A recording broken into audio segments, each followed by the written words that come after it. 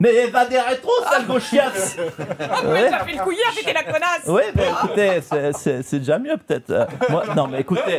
Écoutez, moi je suis pour le vivre ensemble. Je le dis haut et fort, je suis pour le vivre ensemble, mais entre nous. RMC, Apolline Matin. 8h50, face à Canteloup. Et tous les jours, l'info revisitée par Nicolas Canteloup. Tiens, Yaël Braun-Pivet est restée dans ce studio. Yaël Braun-Pivet, est-ce que des débats, ça sert encore à quelque chose quand il n'y a pas de gouvernement ? Mais oui, mais je le dis, débattons. L'utilité de l'Assemblée, débattons dans les roues, ils me mettent les extrêmes de tous les côtés. Débattons, j'y crois, on va agréger les forces volontaires et on y va, débattons. On y va. Tout de suite, d'abord les titres quand même de l'actualité avec Thibaut Texer. Et oui, ici Thibaut Texer, le seul journaliste qui annonce chaque nouvelle, même les bonnes, avec la même voix que si elles étaient mauvaises. On se souvient, oui, des drapeaux palestiniens au fronton des mairies. La droite propose de soutenir Nicolas Sarkozy en accrochant sur toutes les mairies de France le drapeau libyen. Et puis aujourd'hui, c'est la grande journée mondiale du végétarisme, l'occasion pour les végétariens du monde entier. Stop, arrêtez. Mais enfin, Pascal Praud, mais qu'est-ce qui vous arrive ? Mais arrêtez, chère Apolline. Mais arrêtons avec cette propagande écolo bobo-wokiste. Mais oui, mais les Français en ont assez qu'on leur dise quoi boire, quoi manger, qu'on leur dise de recycler les pots de yaourt, mettre le gras du jambon dans le compost. C'est insupportable, il faut manger de la viande. Et surtout, et je le dis ici, surtout du porc. Parce que sinon nous n'aurons plus que des boucheries halal. Nous n'aurons plus, et je le disais avec Yaël Braun-Pivet, nous aurons des femmes voilées à l'Assemblée nationale. Et bientôt un imam à l'Élysée. Il faut dire les choses, Apolline de Malherbe. Merci quand même. Pascal Praud. Tiens, Dominique de Villepin revient nous voir. Madame de Malherbe, alors qu'il y a quelques jours, vous m'avez brocardé de façon insistante, je l'ai noté, sur le fait que j'avais une voiture avec chauffeur. Vous avez fait votre travail et je m'y fais. Eh bien, je ne suis pas rancunier, car cette fois-ci, vous voyez, je suis venu... À pied ? En métro ? Non, quand même pas. Non, je suis venu avec une petite blague. Ah. Savez-vous, Madame de Malherbe, comment un ministre se rend compte qu'il n'est plus ministre ? Je sais pas.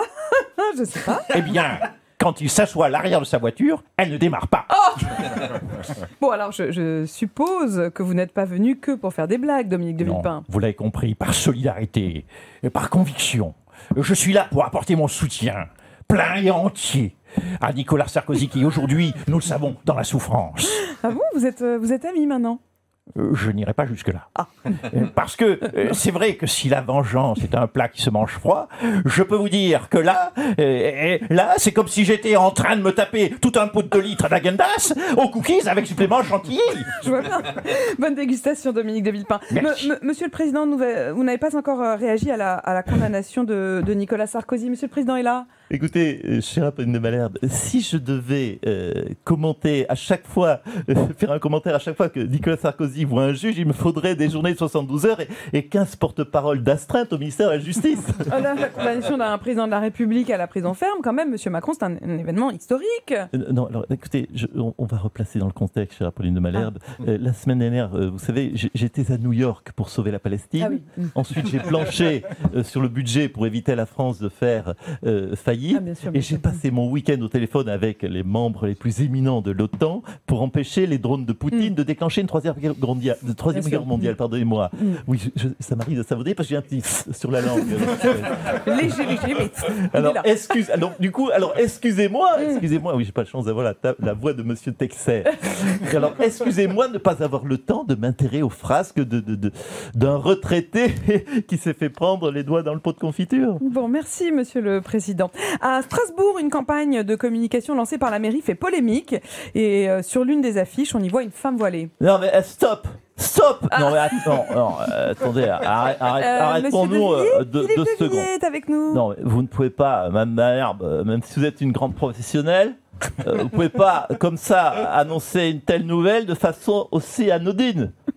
Une affiche municipale avec une femme voilée. Mais pour une information pareille, je le dis à M. Ravanas, faut lancer une édition spéciale, hein, avec tous les bandeaux qu'il faut, hein. Alerte, priorité au direct, breaking CNews, vigilance rouge, c'est la fin du monde, on va tous mourir. Moi avec une affiche municipale pareille, moi, ma merde. Mais moi, je fais dans mon émission Facette de Villiers, je fais 2 heures là-dessus. Ah bah, c'est sûr, vous exagérez peut-être un petit peu quand même. Et encore, on a évité le pire, parce que sur cette affiche, j'ai regardé attentivement l'affiche. Ah oui. Vous les regardez, hein. C'est écrit dans le bon sens. C'est-à-dire, c'est pas écrit de droite à gauche. On n'en est pas encore là, mais on n'est pas loin. Non, mais un voile islamique pour représenter notre bonne ville de Strasbourg. Non mais on va où? C'est quoi la prochaine étape? Des merguez dans le couscous et le grand remplacement du chou par de la semoule? C'est ça qu'on veut? L'Alsace La est fin de la choucroute. L'Alsace est en danger. Elle était quand même bien mieux avec les Allemands. Oh, quand même, monsieur de Villiers. Bon, alors attendez, ça devient quand même ridicule. Vous trouvez pas que cette affiche affiche le vivre ensemble? Mais va des rétros, sale gauchiasse. Ouais. Ça fait le couillard, c'était la connasse. Oui, mais écoutez, c'est déjà mieux peut-être. Non, mais écoutez, moi je suis pour le vivre ensemble. Je dis haut et fort, je suis pour le vivre ensemble. Mais entre nous. Merci, mais Nicolas Canteloup, la connasse gauchiasse. Vous remercie infiniment. Faut qu'on trouve des synonymes. On vous retrouve tous les jours à 8h50 sur RMC et à tout moment en podcast, bien sûr. Le temps est venu de reconnaître. Et que moi, François Hollande, je suis un tombeur, allons. Le temps est venu de reconnaître. Toi, c'est trop théâtral, chérie? Mais que moi, Nicolas Sarkozy, alors j'ai toujours été innocent. Le temps est venu de reconnaître. Ben que moi, Zinedine, pardon, mais j'attends la place de Didier. Là. Que moi, Jean-Luc Mélenchon, tout le monde le sait. Moi, c'est la République, c'est moi. Et que moi, si vous voulez, ça fait quand même 8 ans que j'attends que le téléphone sonne. Hein. Bah, tout comme chaque année, c'est quand même un scandale que moi, Kylian Mbappé, j'ai toujours pas reçu le ballon d'or. Que moi, François Bayrou, j'avais raison depuis le début. Tout est de la faute que moi, Marine Le Pen, je suis plus doué pour l'élevage de chats que pour les débats du second tour. Que pour moi, Didier Deschamps, c'est bientôt fini, mais pour lui, ça y est, ça a déjà commencé. Hein. Le temps est venu de se retrouver dès le 29 septembre à 8h50 sur RMC. Comment ça, moi, susceptible? Mais t'as un problème, connasse? Ah non, non. Non, attendez, de mon temps, les Français travaillaient beaucoup. Et comme ils travaillaient beaucoup, ils étaient riches. De mon temps, les Français. Et comme ils étaient riches, ils mangeaient beaucoup. Et donc ils devenaient gros. Alors, ils me tenaient responsable de leur embonpoint. En gros, ils me reprochaient d'être trop heureux. Vous voyez, c'était pas la même chose. C'est une colère positive. Dis donc, vous êtes en colère contre les journalistes en ce moment. Hein. On a vu toutes ces images où vous parlez au milieu d'une interview sur BFM. On vous reprochait le bilan de votre CICE et vous étiez très susceptible. Comment ça, moi, susceptible? Mais t'as un problème, connasse? Ah non, non. Non, attendez, il faut quand même respecter. C'est la première fois qu'on vous le dit. Il faut respecter la fonction présidentielle. On est là pour dire du mal de Macron, pas de moi. Si c'est comme ça, je peux faire comme un ancien président. Je m'en vais. Au revoir.